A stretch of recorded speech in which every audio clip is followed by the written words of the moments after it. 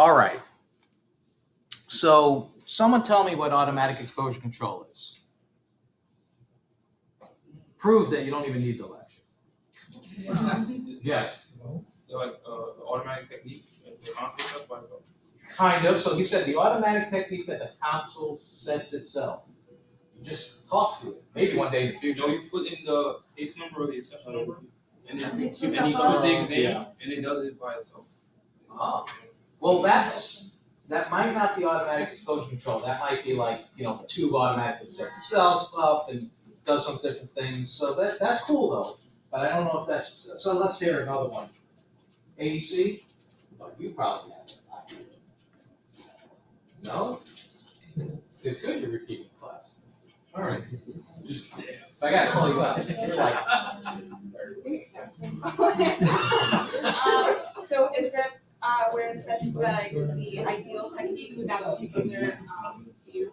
that's close. So she said, is it like where you set the ideal technique for that particular view? So actually what she said is a good definition for what's known as APR, which is automatically programmed like exposure techniques. So like you put knee and like 65 kV pops up with like, I don't know, 2.5 mass or something. That's different. But in a way, AEC helps us with technique. So you're kind of on the right place, yes. Can you just look at what is called density or something? You're getting close. There are some things to choose. Oh, so I feel good about teaching this class today. Not everyone seems to know everything. You want to give it a try? Well, in relation to the ion chambers, isn't it based on how much X-ray was released? Yeah, you're the closest so far. So when it receives the amount of radiation that you set for that spot, that it shuts off or something. Yeah, that's sort of the gist of it. So in like 1 or 2 sentences, I'm going to tell you what it is. And then we'll get into like just basically more details. But essentially you have these cells, right? They're underneath the patient or underneath the part, and they will feel the radiation and tell the generator when they actually feel the radiation to turn off so that you don't overexpose the patient. Is that the detector area? Those are the detectors that you have to set. Oh, okay. Not the flat panel detector, but you have to choose the different cells, like those. Yeah, so if it's the center one, it's left lateral. If it's just the two opposites one, it's PHS, they told me. That's right. So for a chest X-ray, and we'll get into some examples. For a chest X-ray, if you're doing a PHS, you want the 2 outer ones activated. If you're doing a lateral, you want the middle one. And we'll talk a little bit later that if you mix that up, bad things happen. It's like I think it's like 2 squares on top and like 1 in the middle. Yeah, like that. Oh yeah. Yeah. So the thing with automatic exposure control is it's a great tool, especially before digital imaging was around.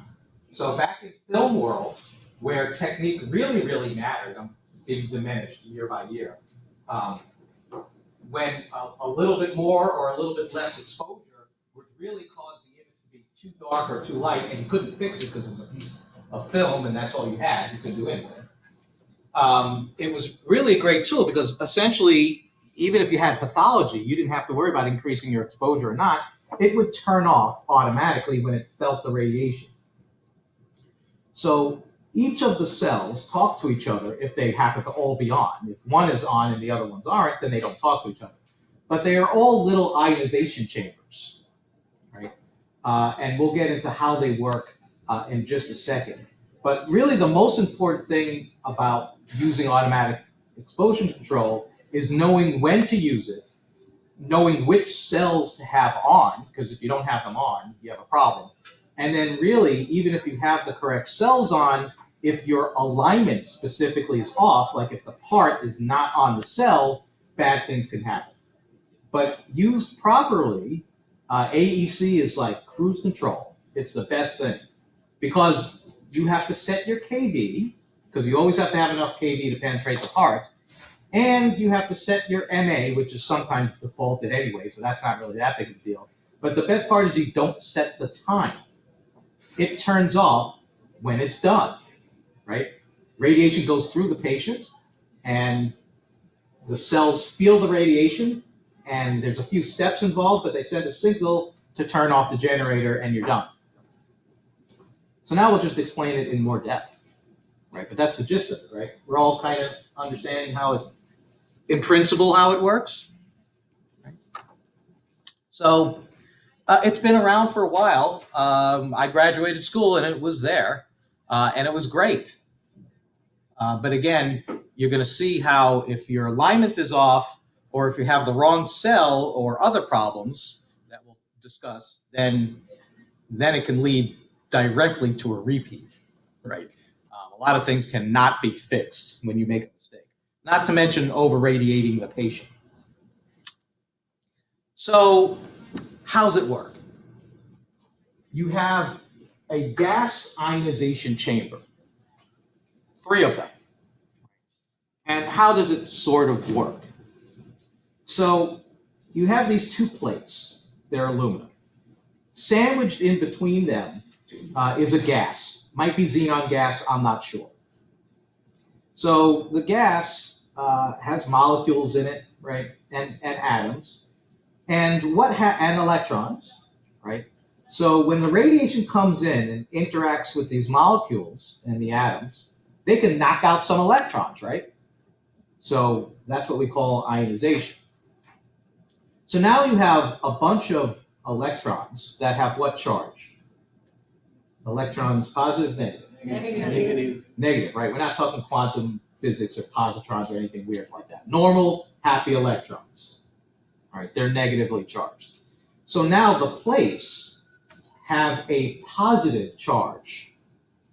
So they will draw in those free-floating electrons and count them. And then there's this thing called a capacitor where they get stored. And there's a threshold on the capacitor. So when it reaches a certain point, kind of like pouring water into a bucket, you decide, at the top of the bucket or, just a little bit below the top of the bucket. When it fills up, the capacitor, that's when it triggers a signal to turn off, right? So it's based on radiation interacting and ionizing the molecules in the gas, whatever gas it is, and then counting up those charges, and based on how many you decide to count, or when you reach a certain level, it turns off. And sends a signal to terminate the exposure. It's great. Right? So this kind of explains everything, but this is sort of the way it looks. And we're going to go into each of these pieces, not a lot, but just a little bit. So here's our patient, and of course, it wouldn't help if our automatic exposure control cell was on top of the patient, right? That's not going to do any good. So it's got to be below the patient, but in front of the image receptor. Right? It's not going to help if it's underneath the cassette or underneath the flat panel detector. So it's got to be underneath the patient prior to the image receptor. And then, like we said, right, the chamber is going to induce a current, right? We're going to have these electrons that get built up in this capacitor, which is basically a bucket, right? Which we said will accumulate with these charges. You can set a particular threshold to it. So you can decide how long it takes to fill up or where you want it to fill up before it gets released. So we release that current into what's known as the thyrotron. That sounds kind of cool. Everyone should go out and get a thyrotron. And we're going to discuss these -1, -2 numbers a little bit later, right? Because there's a way to kind of tweak the automatic exposure control system. So you can add a little bit more radiation or take a little bit radiation back if you think you need it. I'll get to that. But then essentially, once the current is released, it goes into this relay system, which opens up the switch breaking the circuit, and exposure stops. Sound good?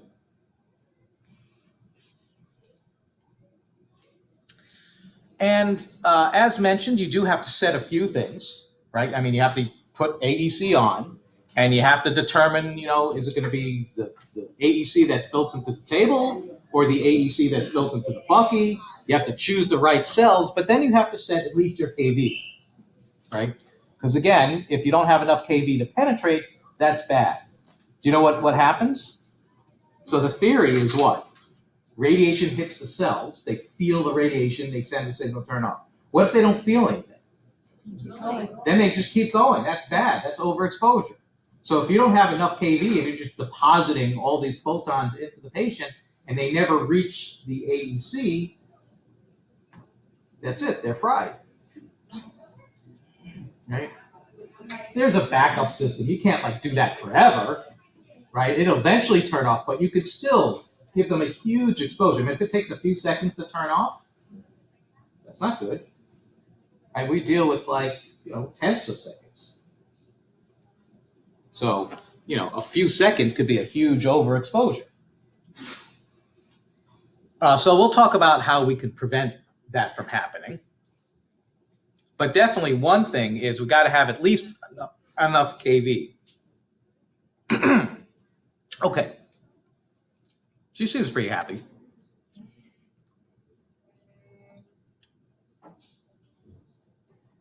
Minimum response time.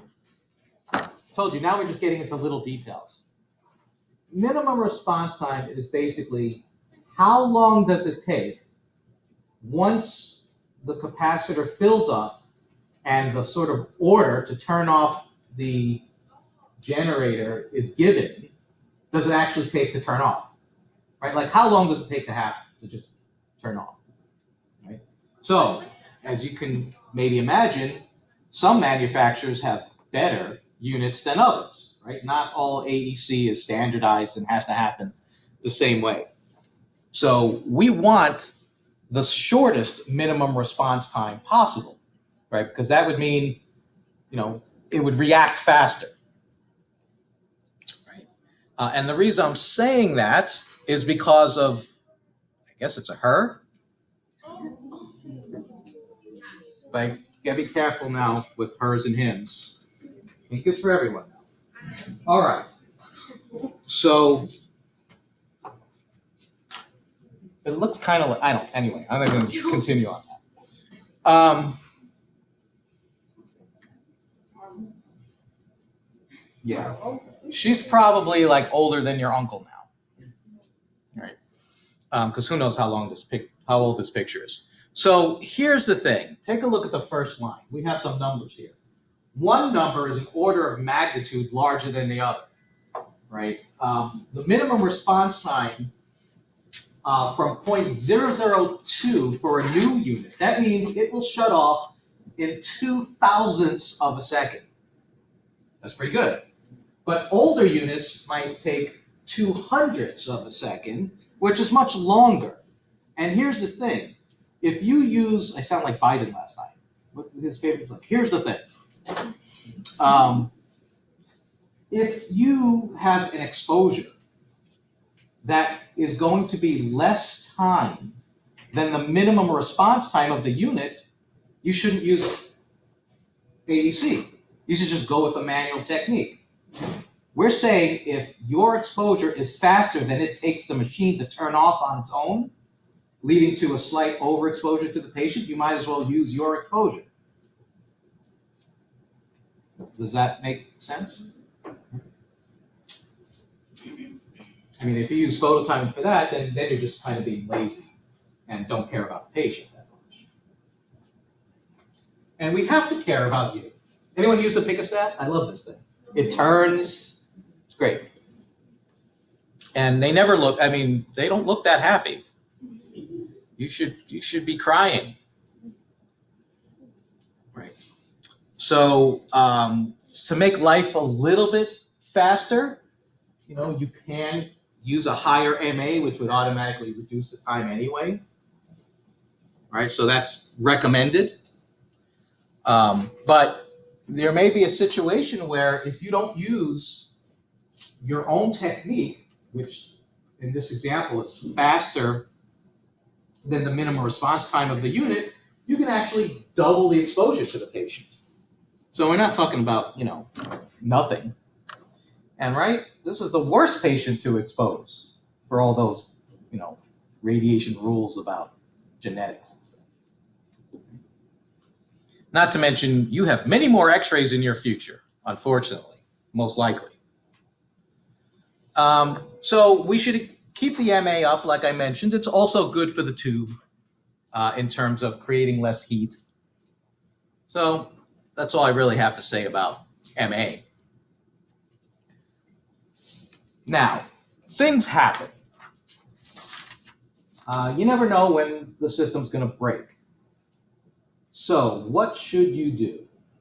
You should always have what we call a backup time, which essentially is you setting the console so that the exposure will turn off, even if the AEC doesn't work. So what do you set the backup time to? Well, you don't want to set it to less than the time that you need, because then it would turn off prematurely, and that would lead to an underexposure, and that would give you noise. That's no good. But the rule or the guideline is you should set it to about 2 times what the expected exposure time would be, or you could do it with mass, for a particular projection. Usually it's not with mass, because usually after you make the exposure, you actually see what MAS was used. Right? So if I really wanted to kind of create technique charts in our lab, I would go take our phantoms and try to phototime them and see what mass comes up, and then kind of use that as my starting point to figure out things. That's still a lot, right? That means that they could potentially get twice as much exposure, but it's better than 4 or 5 times the exposure if you don't do anything. Because there's a fail-safe, right? Built into the system is the system's own, I'm just going to shut off after a while. If I don't shut off, I'll shut off. But that's much larger, right? That might be 4 times the exposure, right? So let me tell you what I used to do, and this is bad, don't do this. I didn't really know these rules, and I always knew you had to, put a backup time. I knew you had to do that, so I go over to the time, and I go like that. I didn't think, oh, this is what I should use. And I should multiply that by 2 and set my time to approximately, I didn't do that. I should have done that. I only made that mistake for like the first week. After that, my whole career was great.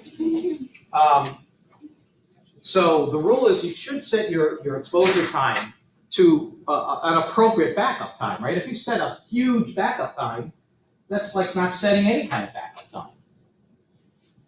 Right? I don't know, what do techs do? Start watching when they use the AEC. Right, because if you just kind of let go of the exposure button, yes, the exposure will terminate, but then, if a second or 2 goes by, that's a huge exposure. Right? If we deal with a 1/10 of a second exposure, let's say, and you have it on for 2 seconds, that's 20 times the dose right there in 2 seconds. 1 Mississippi, 2 Mississippi, 20 times the dose. Not good.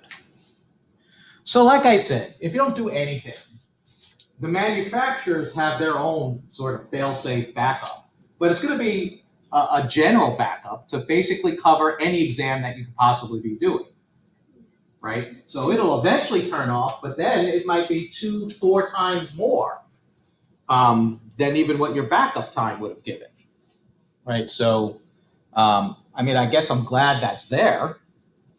But we really shouldn't depend on the preset manufacturer automatic backup system, or whatever they might call it. Good, make sense? So now let's talk about some of the bad things, or in a way, fun to talk about things that can happen with AEC if you don't use it correctly. So a real common error is you have two AEC units in the same room. One is built into the table, and one is built into the upright bucket. So you put someone on a table, because you're going to do, I don't know, KUB, but you have the AEC set and activated and on for the one that's in the upright bucket. So the upright bucket is like, yeah, bring it on. And you make your exposure, and it's pointing down at the table, and those cells are just ignoring the radiation because they're not turned on. So they just never give the message to turn off. So then the failsafe eventually kicks in. There should be like you automatically get written up message to the word processor.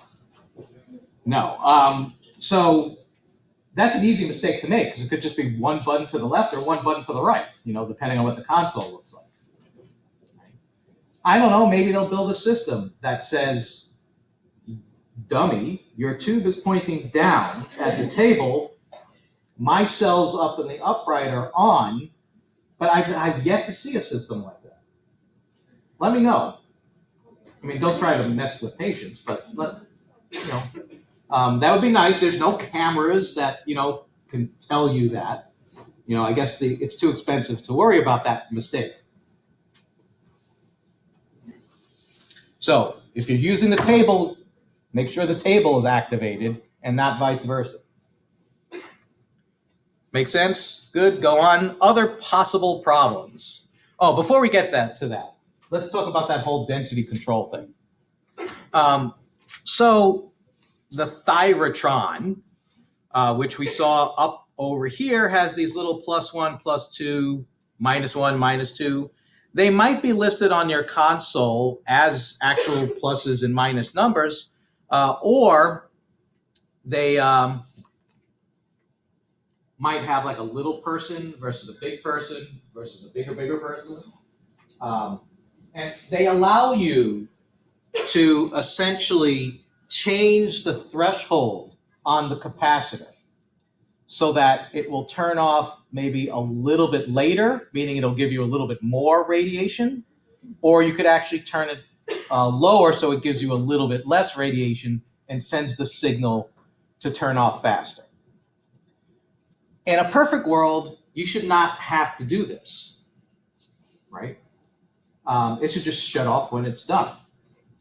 But there are some exams that are a little bit tricky and a little bit tough, where it can be helpful.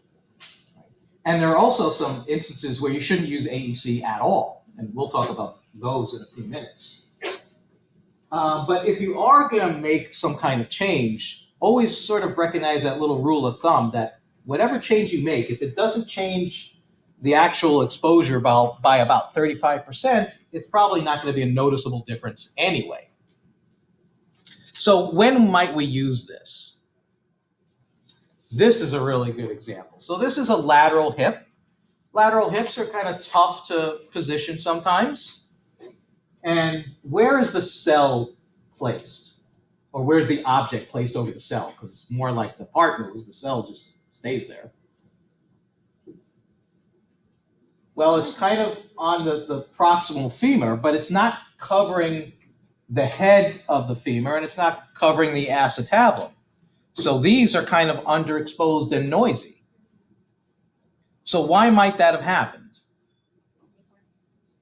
Well, what can we say in terms of the thickness of the shaft of the femur versus the head inside the acetabulum, or at least part of it inside the acetabulum? This is a lot thicker. So this is a lot thinner. So not only that, you have soft tissue here and soft tissue there. So the cell reacts to the radiation much faster and turns off the exposure, right? Because it feels, well, raw, almost raw radiation. It's just going through, fat and soft tissue. It's not quite raw radiation, but there's not much there.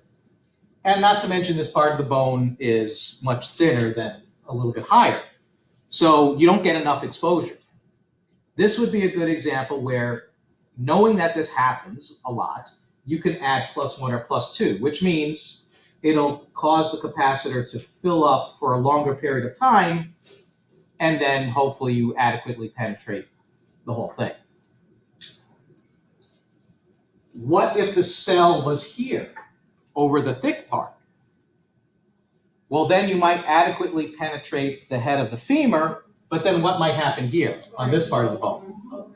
Yeah, it might be toasty, might get dark.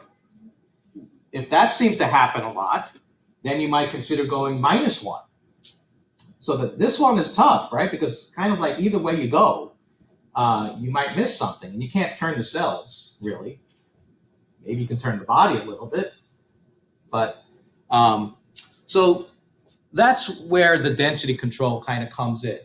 It allows you to kind of change the normal routine, so to speak, or the normal threshold that you have the capacitor previously set on, to either give you a little bit more time before it shuts off, or actually shut off a little bit less. It's usually more that you need versus less. Here's another problem. Now, this, you shouldn't use plus or minus for this. You should just have better alignment. Right? So believe it or not, alignment is more important than position when it comes to AEC, right? Because you can have great alignment, and your badly positioned image might look really good from a technical brightness contrast level, and you would be repeating it because the position is bad, not because the AEC failed.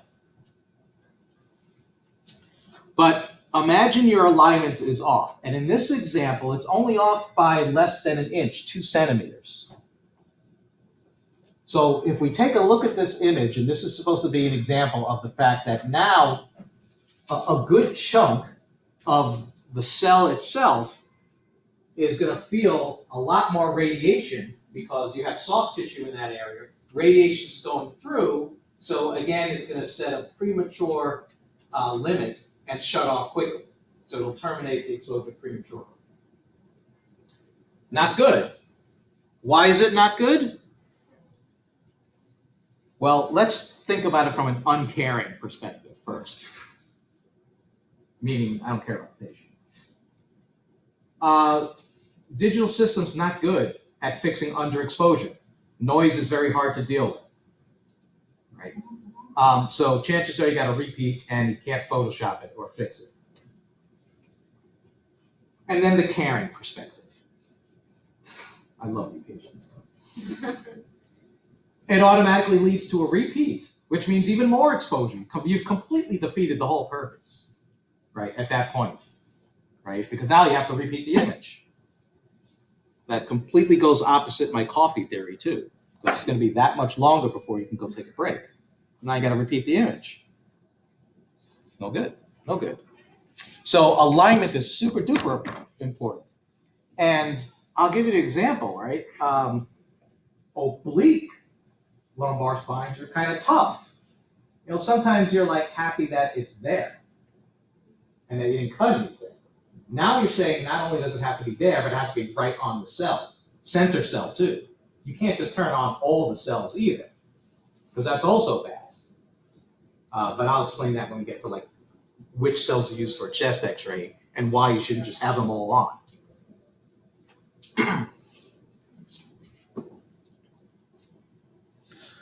So some rules that might lead to a little discussion. So automatic exposure control should never be used on anatomy that is too small or narrow to at least fit on one detector cell. So what does this mean? You shouldn't be timing, which is the slang term for automatic exposure control, like a finger. Because even if you place your finger in the middle of the cell, a good chunk of the cell on either side doesn't have anything on it, really, except some soft tissue. So that's almost as bad as, or just as bad as off alignment, right? It leads to an exposure that turns off too quickly. And then again, you get noise. So really, AEC should not be used for extremities.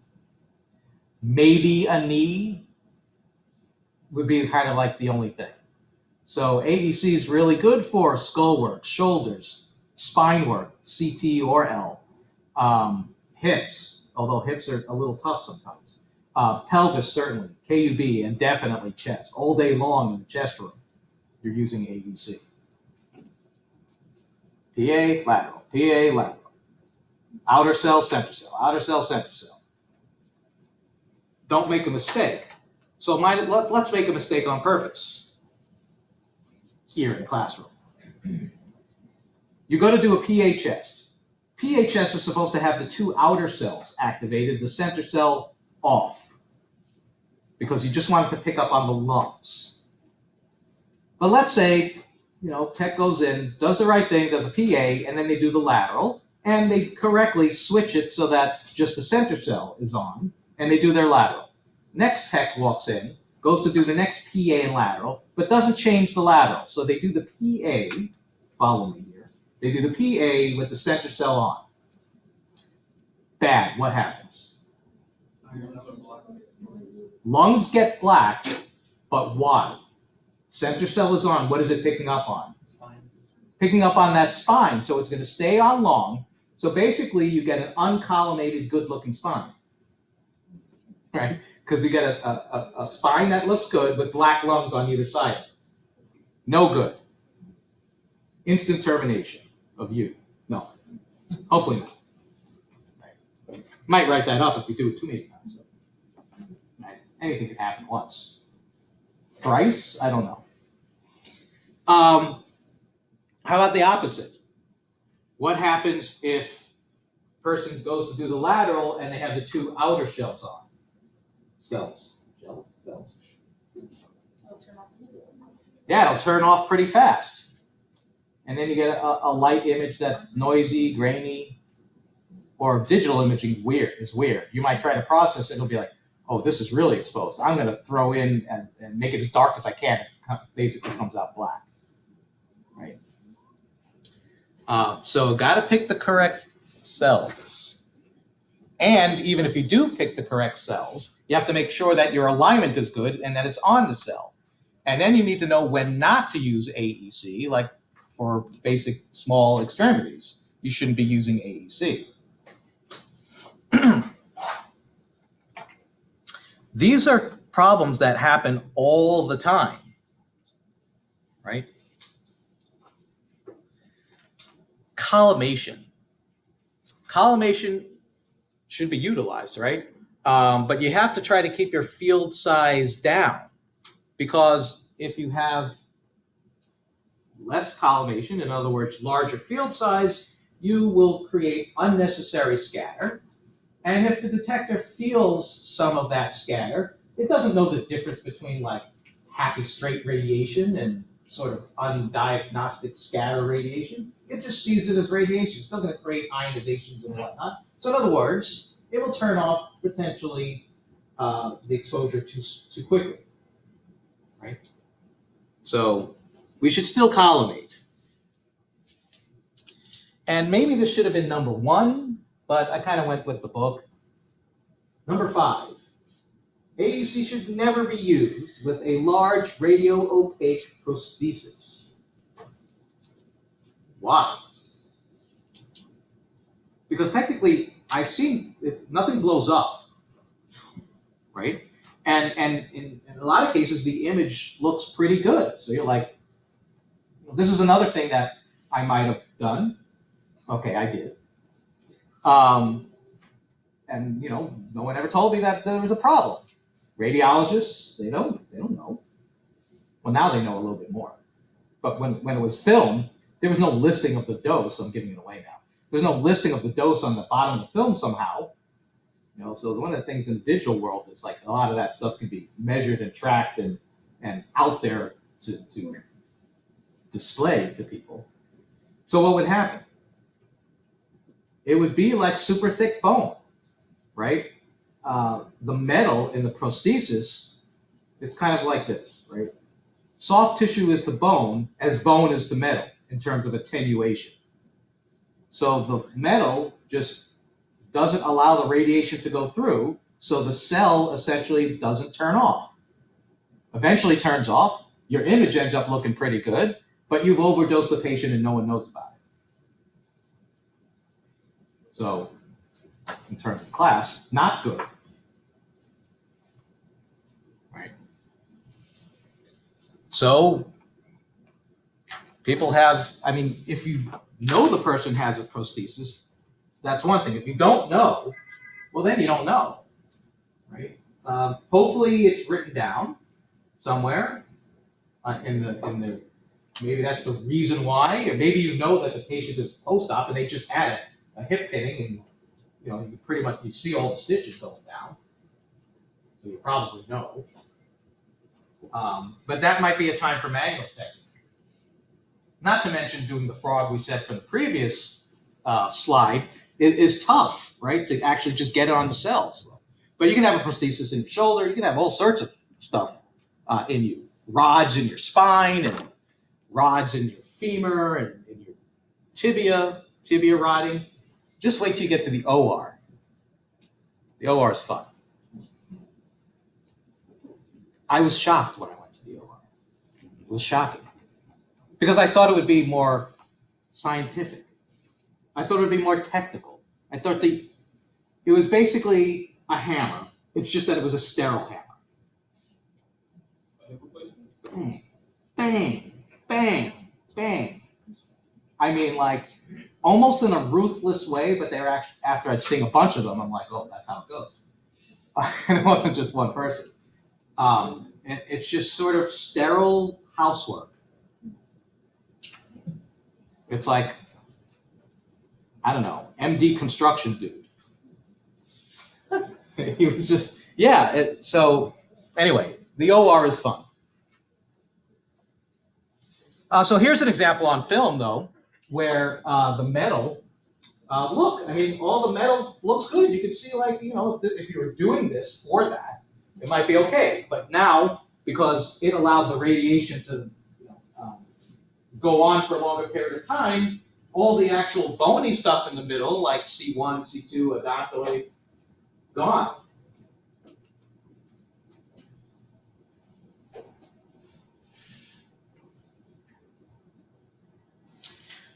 So you can generally see them, right, the cells.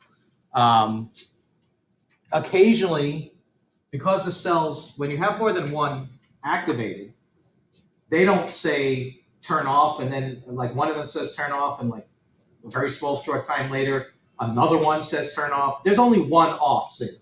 So if you have three of them activated, which you would if you're, let's say, doing KUB, all three are on for that. Right? That's another thing you're going to have to memorize, like which cells go with what part. They need to basically talk to each other and average the amount of radiation, then sort of come to a conclusion, all this happening really quickly, to then send the signal to turn off. Right? So they have a lot of wires connected to them to do this, and sometimes all that stuff shows up on the image. Not often, and if it does, it's really, really faint, because no one would be using AEC if we had like artifacts all the time from pieces of the machinery, actually in the image. Because remember, radiation goes through the cell and all the little wires and all the stuff there. And you hope you're not taking an X-ray of the AEC cells. You're supposed to be taking an X-ray of the part. Right? But occasionally some of this stuff shows up on the image. If it does, please take a picture and let me see it. So for a chest, and we do a lot of chest X-rays. Everyone comp on a chest X-ray? No. Some of you? Yeah. Just like one? Well, time to start comping, guys. Maybe easier said than done, but well, now you've been there for at least a week. Well, if you count the days, right? Yeah. Yeah, technically you have 1 week experience. No one's hiring you. You've been, well, you're not even really a tech, but so you've been taking X-rays for 1 week. Just wait till the summer. That's the real deal. That's when you're like, I gotta go to work tomorrow and the next day, and I'm paying for it. Yeah. That just makes it even worse. Look, it's okay. We all had to do it. Although when I went to school, I got $50 and parking. So that's Westchester. we don't want. Can't do that in the city. They give us lunch money. She doesn't like it. Oh, that's good. Everything does, but everything's cheap there. Everybody's cheap. Where's this? Oh, Yeah, I gotta go to Mamani. Welcome. I want cheap lunch. Okay.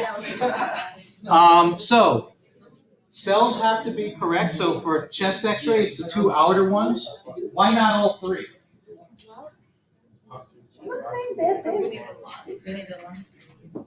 Presbyterian used to get free lunch, but they stopped that like years ago. Yeah, I don't know why. They just stopped. Oh, maybe. So if you have all three cells on a chest X-ray, it's still going to pick up on some of the spine and still make your lungs look a little bit too dark. Whereas on a KUB, you have all sorts of stuff all over the place. So 3 cells. What are the other rules? All spine work, 1 cell, center cell. Skull work, center cell. If you have to do an extremity, center cell, like a knee. Hip, center cell. The things that get weird are ribs. Ribs are weird because it depends whether you're doing oblique, it depends whether you're doing upper versus lower ribs. There's a lot of rules for ribs, which is why I usually wouldn't phototime them. I would use a breathing technique and nice long exposure. But I get really good images. Actually, even digital images still can't look as good as my ribs did when I used film with like a 4-second exposure. Yeah, it was crazy. It was a big, huge exposure, but they look great. Yes. And they're very, I mean, you will probably, if you don't, I don't know if this has happened really yet to you, but if you don't feel good sometimes, once in a while, when you get a good image, then maybe it's not the right field for you. Right? I used to love my ribs, and I still obviously talk about them 20 years later.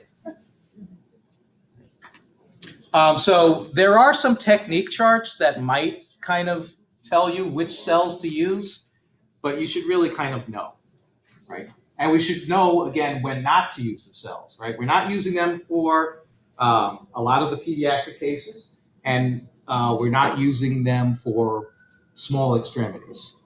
So the next couple slides is basically a review of everything we just did. So let's try it real quick. How can you create an overexposure? So why are these important? Because they'll be on the quiz. But it'll be like a scenario. It'll be like,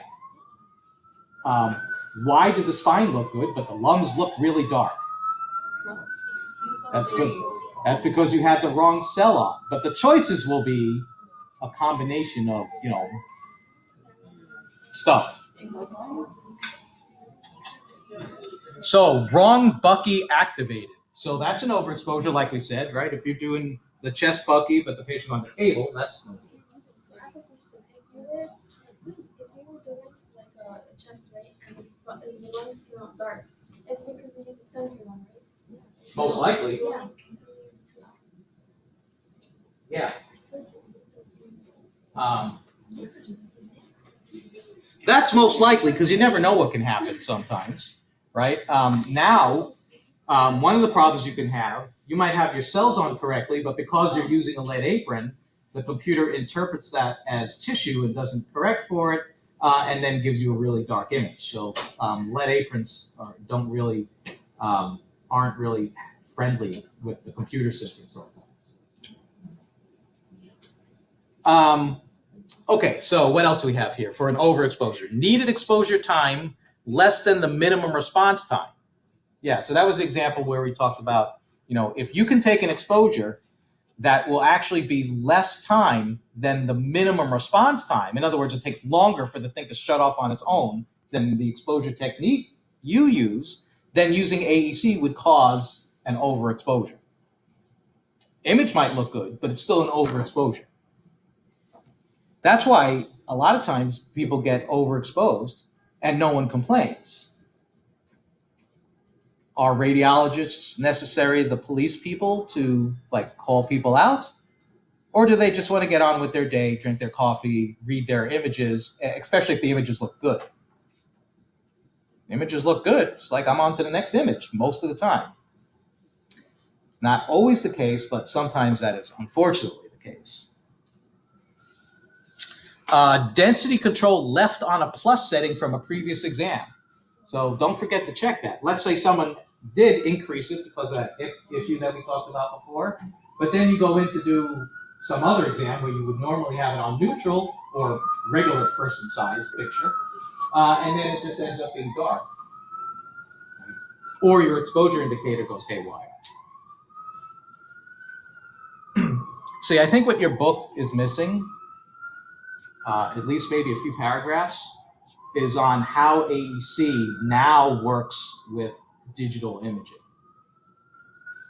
Remember, AEC was around from 47 or something like that. And the digital processing aspect of life has changed a lot, right? So now you have a combination of what happens on the digital imaging side versus what AEC can do to give you adequate penetration of the part without over penetrating the part. Electronic malfunction of the AEC, backup buzzer sounds. I don't know. I don't really know about that one. I guess that's just another way of saying happens sometimes. Okay. Incorrect detector cell configuration, such that the activated cell or cells lie under tissue denser or thicker than the tissue of interest. Here's an example that someone brought up in the last class. I never did this because I didn't think it made a difference, but have you heard that sometimes when you do a lateral lumbar spine that they put the lead shield or a lead sheet behind? If that lead shield ends up in your photo detector, in your cell, what do you think is going to happen? Right, you might get an overexposure, and your image might not come out right either.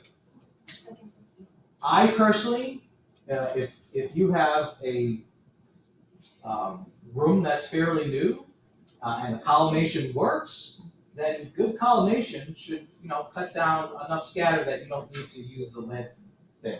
I've never used it. I've never had any problems. Then again, maybe it's just that no one ever complained. But I like to think that the images look good. So I don't know if Merrill requires that. Does Merrill say anything like that? No, I don't know. But that can happen. Presence of radio opaque artifacts. So again, that's any metal that ends up being near the detectors can cause a overexposure because there won't be enough signal reaching the detectors, and they'll stay on. And things like sandbags, right, or any other stuff. I mean, I wouldn't worry about a piece of tape, but sandbag is another thing. How about underexposure? Backup time shorter than needed exposure time. Yeah, so if you set your backup time to where it's low enough, where the patient actually needed more time, then it'll shut off, and then you'll get an underexposure. And that'll be a repeat because it'll be a noisy image. Does that make sense? Density control left on minus setting. Well, that's kind of the opposite of the one from before. Inadequate collimation, excessive scatter. So if you have a lot of scatter reaching the cell, it might turn off too fast. Then you get an underexposure.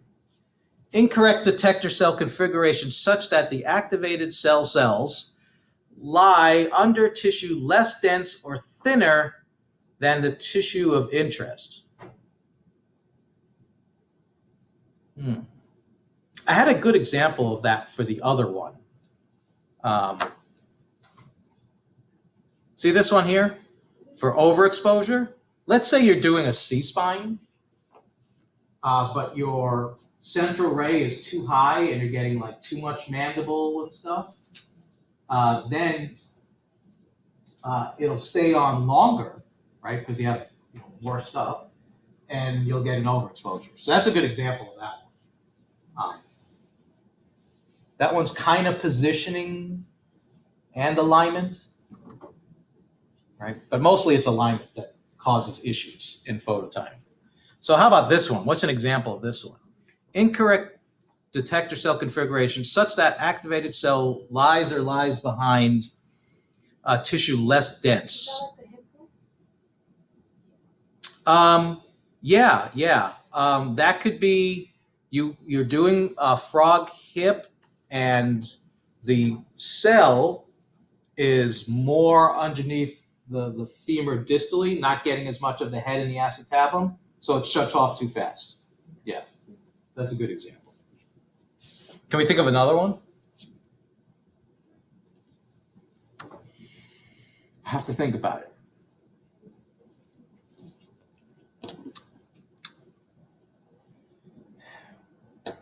No, I need coffee. Can't think. Okay. I'll find something else. The book probably has an example. Detector cells not fully covered. Yeah. So it'll shut off too fast, right? If you're getting radiation, like that was the example where the spine was off center by a couple of centimeters. Because remember, if you make the cells too small, then you have problems also. So there's, I don't know I would have liked to have been in the room, although it probably would have been boring, for them to decide how big the cells should be. Because if you make them too big, then maybe you get too much soft tissue. If you make them too small, then you don't get enough of, how'd they come up with that size that they are? And the other question is, are they all exactly the same size? Not necessarily. I don't think there's a rule on that. I think most of the manufacturers are kind of in the probably ballpark the same. But I don't, let me know in the book if it says the photocells are this, 2 inches by 4 inches. I mean, definitely look like rectangles, right? They're not squares. And another example here is like you wouldn't use a finger on a photocell. So here's a chart, but this is by far not the full thing, because where's the extremities, where's abdomen on, abdomen is there. Where's skull, where's shoulder, and it's trying to give you some of the selections. For a more complete list, in the other actual presentation, I think it was closer to the beginning, there's this one here. So this gives you a little bit more, right? There's a chest PA. That's wrong. That should not be there. I gotta make a phone call. I don't even know where this came from. I don't know if this came from the book or not. I can't remember.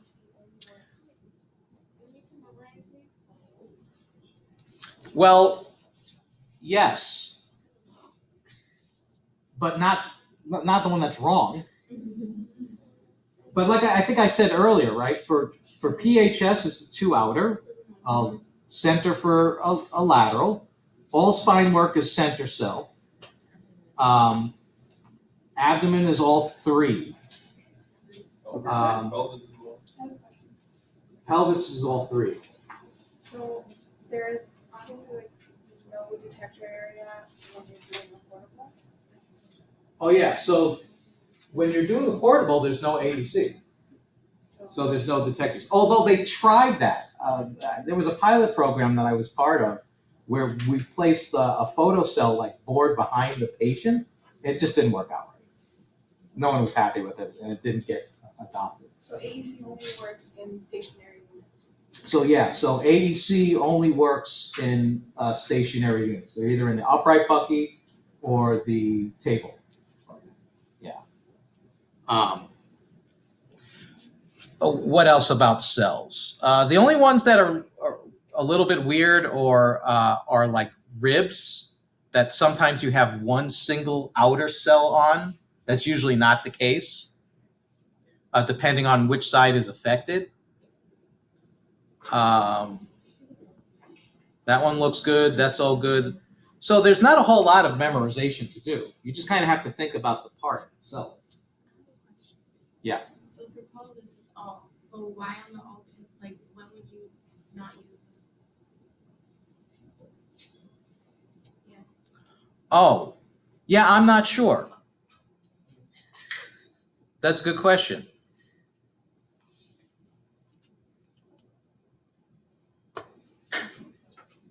Yeah, I don't know. I have to ask my other faculty friends what they think.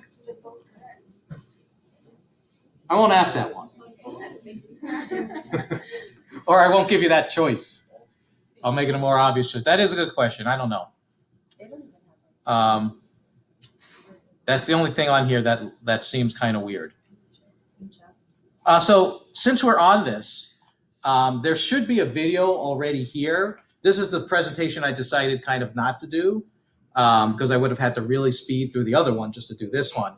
But a lot of it has to do with standardizing protocols, which could lead to more patient satisfaction, not to mention lowering the dose. And it has to do with providing sort of department consistency. So you could standardize the projections, like you've heard of a routine, right? Everyone does a AP lateral and oblique, right? So, no one's just doing whatever they feel like doing. Same thing with standardizing exposure factors, which really the best example there is having a technique chart, right? So that everyone's using the same thing, but you can extend that to standardization of image processing. Everyone's using the same algorithms, choosing the correct things on the computer, right? For the exam, not like, that one seems to work good, I'm using that. Has anyone seen a tech just like, because the algorithms are not perfect, so sometimes they do look better, but that's not really that person's decision to make. They should probably bring that to like a staff meeting or something maybe. So you can read a little bit more about what I just described to you. Individual radiographers should not be allowed to just change a technique, right? That's something that should be discussed. And we threw out a student once for deciding that they should do bilateral hands to compare one hand to the other when only one hand was ordered. That's out of our scope of practice. Decisions should not be left to the student or the technologist for that matter. So, bye. Yeah. It's not to say that we don't have a lot of, we do have a little bit of latitude in the way we do certain projections and how we get them, but adding things on is really kind of a no-no. Like, even if you think they should get a Y view, if it's not ordered, you can say maybe you should order a Y view if it's like some resident who's not a radiologist, doctor, and doesn't know a whole lot of different things, and the patient's like comes in like that, then maybe maybe it might be a dislocation, and especially if the patient's like, yeah, this has happened to me like 12 times already, then maybe you might want to make a phone call. I think you should do the axillary Y view, but to just decide on your own, that's a medical decision. It's a fine line. I mean, you're most definitely right, but you just can't do it without being authorized. So there are charts. There's kind of a whole science in whether you do a chart based on a fixed KV or based on a variable KV. A lot of it had to do with film and creating contrast, which is no longer an issue. Is that right? Because I don't have my watch today. We have like 2 minutes? All right. So you're going to want to read or watch the video on variable KV versus fixed KV, which I think is up there already.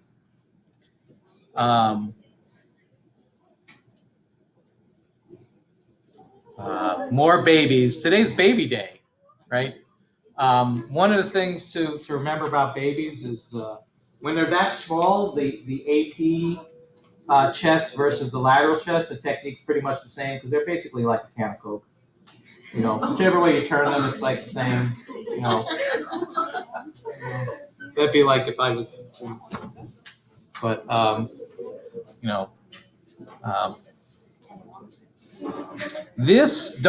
don't memorize this, right? Part of your book is talking about how to make your life easier and to give you some kind of rationale for how to formulate technique a little bit.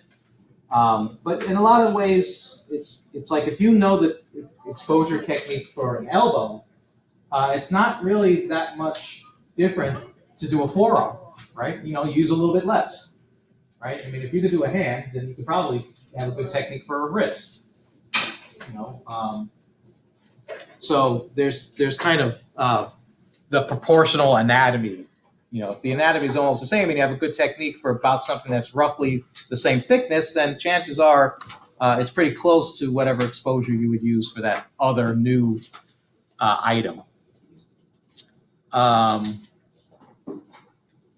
Okay, so we'll leave it there. Questions, thoughts?